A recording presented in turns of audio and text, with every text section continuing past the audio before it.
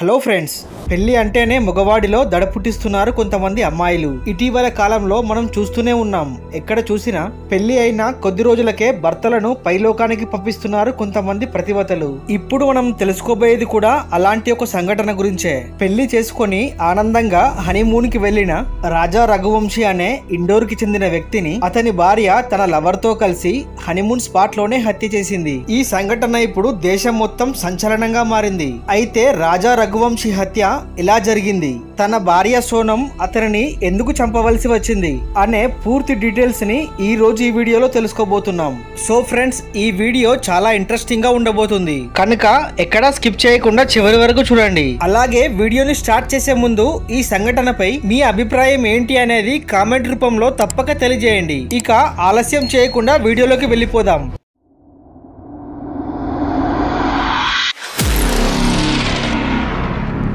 ఈ సంఘటన మీకు పూర్తిగా అర్థం కావాలి అంటే ముందుగా మీరు ఈ వ్యక్తుల గురించి డీటెయిల్ గా తెలుసుకోవాలి. రాజా రఘువంశీ, ఈ కథలో హత్యకు గురైంది ఇతనే.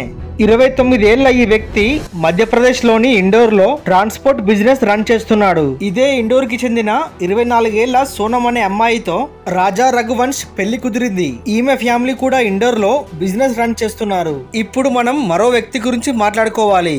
వాడే రాజ్ కుష్వాహా. ఇతను సోనం వాళ్ళ నాన్న దగ్గర పనిచేసే వ్యక్తి. వీడు ఆమె తండ్రి దగ్గర పనిచేస్తూ సోనం ని మెల్లగా లైన్ లోకి దింపాడు. వీరిద్దరూ చాలా కాలంగా లవ్ లో ఉన్నారు. కానీ రాజ్ కుష్వాహాని పెళ్లి చేసుకోవాలి అంటే సోనం వాళ్ళ ఇంట్లో ఒప్పుకోరు. ఎందుకంటే ఇతను సోనం వాళ్ళ ఇంట్లో పనిచేసే వ్యక్తి కాబట్టి సోనం కూడా తన లవ్ మ్యాటర్ ఇంట్లో చెప్పలేదు. ఇక ఆ తర్వాత సోనం తన కుటుంబానికి నచ్చినట్లే రాజా రఘువంశిని పెళ్లి చేసుకోవడానికి అంగీకరించింది. దాంతో మే 11న రాజా రఘువంశీ సోనంల పెళ్లి ఇండోర్ లో ఘనంగా జరిగింది. కానీ సోనం ఈ పెళ్లి వెనుక పెద్ద స్కెచ్ రెడీ చేసింది. అదేంటంటే సోనం ఇంట్లో వాళ్ళ ఇష్ట ప్రకారం రాజా రఘువంశీని పెళ్లి చేసుకుని కొంతకాలం తర్వాత అతనిని చంపేస్తే అప్పుడు తను విడో అవుతుంది. అప్పుడు తనకు రాజ్ కుష్వాహా అంటే ఇష్టమని ఇంట్లో చెప్పాలని అనుకుంటుంది. సెకండ్ మ్యారేజ్, అందులోనూ విడో డాటర్ కాబట్టి వీరి పెళ్లికి ఎవరు అడ్డు చెప్పరు కాబట్టి తన లవర్ తో హ్యాపీగా ఎంజాయ్ చేయొచ్చు అని అనుకుంటుంది. ఇది సోనం రాజ్ కుష్వాహా వేసిన స్కెచ్. కానీ వీరిద్దరూ అమాయకుడైన రాజ్ రఘువంశీని అనవసరంగా ఎందుకు చంపాలి అన్న విషయాన్ని వీరు పెద్దగా లెక్క చేయలేదు. సో ఇది ప్లాన్. దీని ప్రకారమే మే 11న సోనం రాజ్ రఘువంశీని పెళ్లి చేసుకుంది. ఆ తర్వాత మే 20న సోనం తన భర్త అయిన రాజ్ రఘువంశీతో కలిసి హనీమూన్ కి మేఘాలయ వెళ్లారు. దట్టమైన అడవి, వాటర్ ఫాల్స్, చుట్టూ కొండలు, లోయలతో మేఘాలయ చూడటానికి చాలా అందంగా ఉంటుంది. అలా మే 21న వారిద్దరూ షీలింగ్ రీచ్ అయి అక్కడ ఒక గెస్ట్ హౌస్ లో రూమ్ తీసుకున్నారు. ఆ రోజు వారిద్దరూ నైట్ అక్కడే స్టే చేసి మరునాడు ఉదయం అంటే మే 22న వీరిద్దరూ ఒక స్కూటీని రెండుకు తీసుకొని దాని మీద మౌలాకియత్ అనే దగ్గరలో ఉన్న ఒక ఊరికి వెళ్లారు. అక్కడ వారు ఒక గైడ్ ని మాట్లాడుకొని అక్కడి ఒక ఫేమస్ ప్లేస్ అయిన లివింగ్ రూట్ బ్రిడ్జ్ ని చూడాలని అనుకున్నారు. దానిని చూడాలి అంటే దాదాపు 3000 మెట్లు కిందకు దిగాలి. దాంతో స్కూటీని రోడ్డు పైన పార్క్ చేసి దంపతులిద్దరూ ఆ బ్రిడ్జి ని చూసి వచ్చారు. కానీ మే 23న వారిద్దరూ గైడ్ లేకుండానే బయటకు వెళ్లారు. మేము ఫోటోలు దిగాలి, మీరు మాతో రావద్దు అని గైడ్ తో చెప్పారు. అదే టైంలో సోనం, రాజా రఘువంశీ ఇద్దరు వేరే వారితో మాట్లాడడం అతను గమనించాడు. వారంతా హిందీలో మాట్లాడుకోవడాన్ని అతను గమనించాడు. అయితే ఈ దంపతులిద్దరూ హనీమూన్ కి వచ్చిన రోజే సోనం లవర్ కూడా మేఘాలయకి వచ్చాడు. సోనం అతనితో ఎప్పటికప్పుడు టచ్ లోనే ఉంది. సోనం ప్లాన్ ప్రకారం ఉత్తరప్రదేశ్ కు చెందిన మరో 3 కిరాయి హంతకులను కూడా మేఘాలయకు రప్పించింది. రాజ్ కుష్వాహాతో సహా తనతో వచ్చిన 3 కిల్లర్స్ సోనం ఆమె భర్తని ఎప్పటికప్పుడు ఫాలో అవుతూనే ఉన్నారు. వీరికి సోనం కూడా ప్రతి ఇన్ఫర్మేషన్ ని పాస్ చేస్తూనే ఉంది. ఇక మే 23న ఈ దంపతులిద్దరూ గైడ్ లేకుండా దగ్గరలో ఉన్న కొండ దగ్గరికి వెళ్లారు. ఆ తర్వాత వీరు కనిపించకుండా పోయారు. ఇది ఇలా ఉంటే మే 24న రోడ్డుపై పార్క్ చేసి ఉన్న ఒక స్కూటర్ పై కంప్లైంట్ వచ్చింది. పోలీసులు దాని గురించి ఆరా తీయగా ఆ స్కూటర్ ని ఒక జంట రెంట్కు తీసుకున్నట్టుగా గుర్తించారు.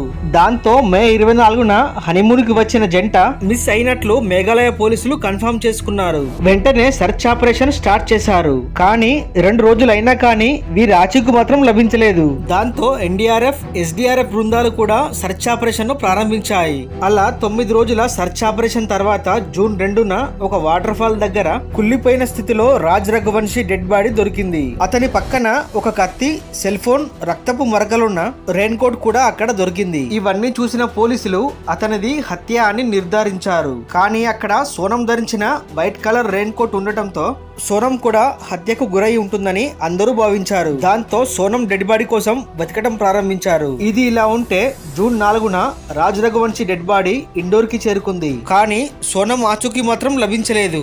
అందరూ కూడా సోనం మరణించిందనే భావించారు. ఈ కపుల్ మిస్సింగ్ కేస్ మేఘాలయలో పెద్ద సంచలనమైంది. చివరికి గైడ్ ను కూడా పిలిచి విచారించగా సోనం, రాజ్ రఘువంశీ ఇద్దరు వేరే హిందీ వ్యక్తులతో మాట్లాడినట్టు తేలింది.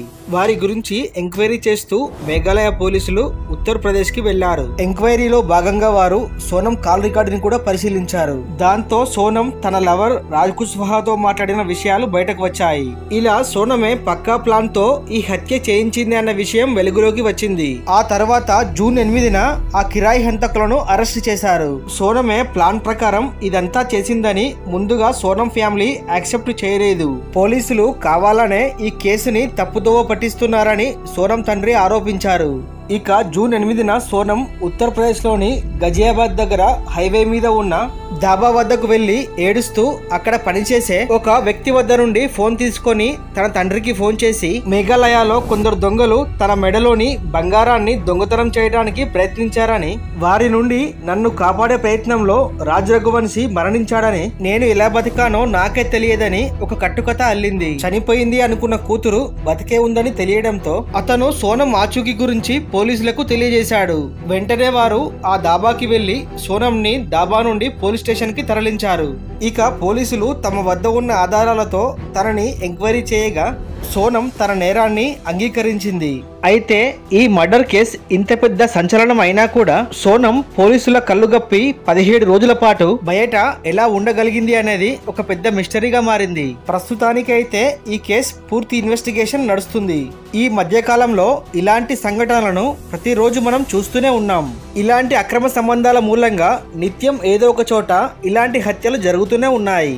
ఏది ఏమైనా సోనం చేసిన ఈ నేరం క్షమించరానిది. మరి ఈ సోనం లాంటి ఆడవారికి ఎలాంటి శిక్షలు విధిస్తే బాగుంటుందో మీరే కామెంట్ రూపంలో తెలియజేయండి. సో ఫ్రెండ్స్, చూసారు కదా, ఈ వీడియో కనుక నచ్చినట్లయితే ఒక లైక్ చేసి ఇలాంటి మరిన్ని ఇంట్రెస్టింగ్ వీడియోస్ కోసం వెంటనే మన ఛానల్ ని సబ్స్క్రైబ్ చేయండి. Thank you friends, thank you for watching.